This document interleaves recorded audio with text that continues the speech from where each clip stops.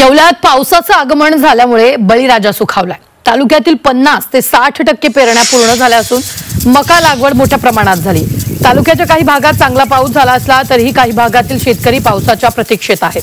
त्यामुळे शेतकऱ्यांना पीक जगवण्यासाठी तुषार सिंचन पद्धतीचा वापर करावा लागतोय। याचा आढावा घेतलाय आमचे प्रतिनिधी सुदर्शन किल्लारे यांनी। महिन्याच्या अवकाळी पावसानंतर जून महिन्याच्या मान्सून पावसाला देखील सुरुवात झाली। पेरणी योग्य पाऊस झाल्यामुळे नाशिकच्या येवला, नांदगाव, चांदवड, सिन्नर या तालुक्यामध्ये शेतकऱ्यांनी मका, सोयाबीन, भुईमूग या पिकांची पेरणी केली।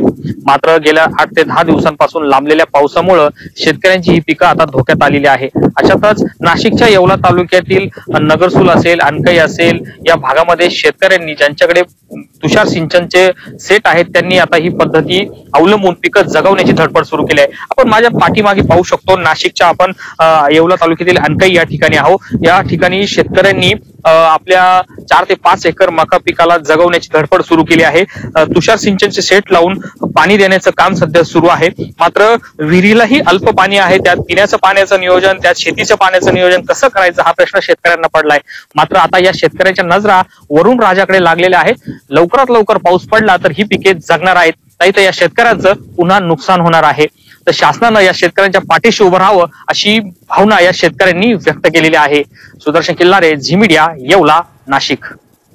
वाशिमच्या कोंडाळा झामरेमध्ये पावसाचा संत्रा उत्पादक शेतकऱ्यांना फटका बसला। पावसामुळे झाडांवरील फुलं गळून पडली आहेत, त्यामुळे संत्र्याच्या उत्पादनात घट होण्याची शक्यता असल्यानं शेतकरी आर्थिक अडचणीत सापडलाय।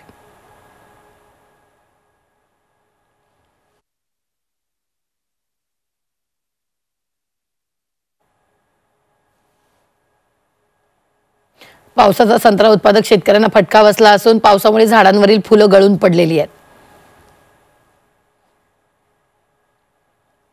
ही दृश्य आपण पाहतोय, पावसाचा संत्रा उत्पादक शेतकऱ्यांना फटका बसलेला आहे, फुलं गळून पडलेली आहेत। नाहक त्रास शेतकऱ्यांना या पावसाचा सहन करावा लागतोय।